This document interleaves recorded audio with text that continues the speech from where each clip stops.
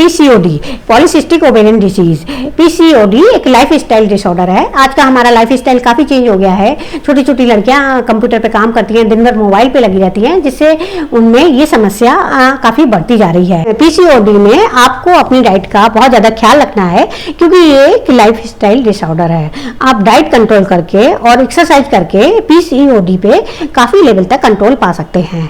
सबसे पहले आपको ऐसी डाइट फॉलो करनी है जिसमें कि हाई प्रोटीन और लो कार्ब की मात्रा हो।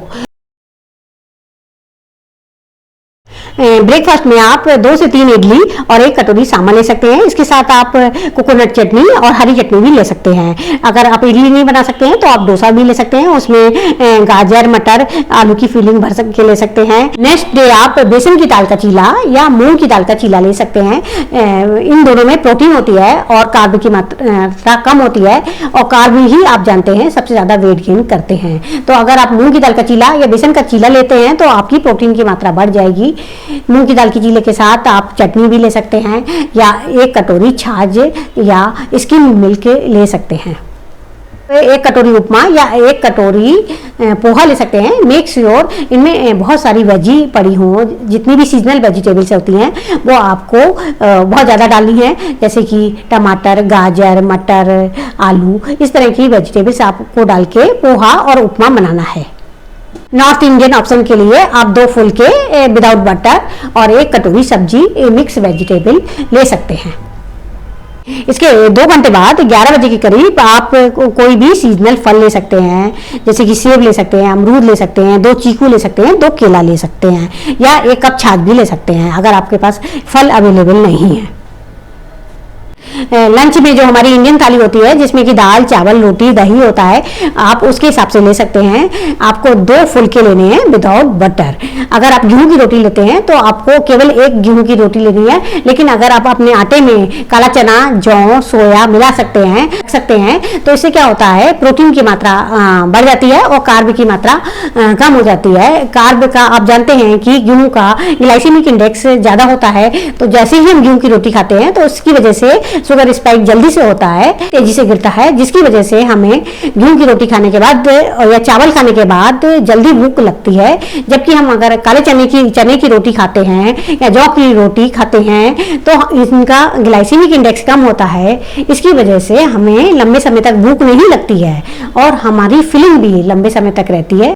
लंच में आपको 1 कटोरी दाल लेनी है। दालें जो होनी चाहिए वो साबुत होनी चाहिए और छिलके वाली होनी चाहिए, क्योंकि उसमें छिलकों में प्रोटीन होता है, फाइबर होता है, जिससे हमें लंबे समय तक भूख नहीं लगती है। और इसके साथ आप 1 कटोरी मिक्स वेजिटेबल या कोई भी सब्जी ले सकते हैं। चावल जो आपको खाने हैं वो आधी कटोरी चावल खाने हैं, और चावल से जितना आप चावल लेंगी उससे डबल दाल की मात्रा रखनी है, जिससे कार्ब की मात्रा कम हो जाएगी और प्रोटीन की मात्रा ज़्यादा हो जाएगी। इवनिंग में 4 बजे आप 1 कप चाय ले सकते हैं और आपको 2 बिस्कुट लेने हैं। 2 बिस्कुट या रस्क लेने हैं। आपको जो बिस्कुट मैदा के बने हुए बिस्कुट नहीं लेने हैं, जबकि आटे के बने हुए बिस्कुट लेने हैं, जैसे कि 2 आप न्यूट्री चॉइस ले सकते हैं या 2 डाइजेस्टिव बिस्कुट ले सकते हैं। रस्क अगर आप लेंगे तो वो भी गेहूं के बने होना चाहिए। अगर आपको चाय का एडिक्शन नहीं है तो आप 4 बजे 1 कप बटर मिल्क या छाछ ले सकते हैं, या 1 कप कोकोनट वाटर भी ले सकते हैं। डिनर आपको लाइट रखना है और मेक श्योर आपका डिनर 7 बजे से पहले ख़त्म हो जाना चाहिए, क्योंकि अगर आप डिनर पहले करते हैं तो हमारे खाने को डाइजेस्ट होने में टाइम मिल जाता है और खाना पूरी तरह से डाइजेस्ट होता है। डिनर आपको लाइट रखना है। इसमें आप 2 रोटी या फुलके ले सकते हैं विदाउट एनी बटर एंड घी। इसके साथ साथ आप 1 कटोरी कोई भी सब्जी ले सकते हैं। अगर हरी पत्तियों की सब्जी ले सकते हैं, जैसे पालक, मेथी, बथुआ या सरसों का साग ले सकते हैं, या आप 1 कटोरी घिया या तोरई की सब्जी ले सकते हैं, 1 कटोरी कद्दू की सब्जी ले सकते हैं, या 1 कटोरी भिंडी या बीन्स की सब्जी भी ले सकते हैं। इसके साथ साथ 1 कप छाछ भी ले सकते हैं। जो आप छाछ लेंगे या दही लेंगे वो डबल टोन दूध की होनी चाहिए, उसमें फैट नहीं होना चाहिए। डाइट कंट्रोल करने के साथ साथ आपको अपनी एक्सरसाइज पे भी ध्यान देना है। आपको 45 मिनट की डेली एक्सरसाइज करनी है, ऐसी एक्सरसाइज करनी है जिसमें कि पसीना निकले। आप वॉकिंग कर सकते हैं या साइकिलिंग कर सकते हैं, जॉगिंग कर सकते हैं, स्विमिंग कर सकते हैं, आपको जो भी पसंद है वो आप एक्टिविटी एक्सरसाइज कर सकते हैं। लेकिन मेक श्योर आपको उसका जो इंटेंसिटी होती है एक्सरसाइज की वो ऐसी होनी चाहिए कि उसमें कि पसीना आए। अगर आप वॉक करते हैं तो आपको ब्रिस्क वॉक करना है, धीरे धीरे वॉक नहीं करना है, उससे कुछ भी नहीं होने वाला है। अगर आप ऐसे ब्रिस्क वॉक करते हैं 1 घंटे तक तो आपका पसीना निकलेगा, तो उस कैलोरी का कंजप्शन होगा और आपका वेट लॉस होने में थोड़ा सा मदद मिलेगा। पीसीओडी का कारण क्या है, ये किस वजह से होता है? रिसर्च में देखा गया है ये इसके लिए जेनेटिक फैक्टर और एनवायरमेंटल फैक्टर दोनों ही इन्वॉल्व होते हैं। इसमें कुछ फैमिली में ये जीन्स एक रन करती है। अगर मदर और सिस्टर को पीसीओडी की प्रॉब्लम है तो बेटी को भी पीसीओडी की प्रॉब्लम होती है।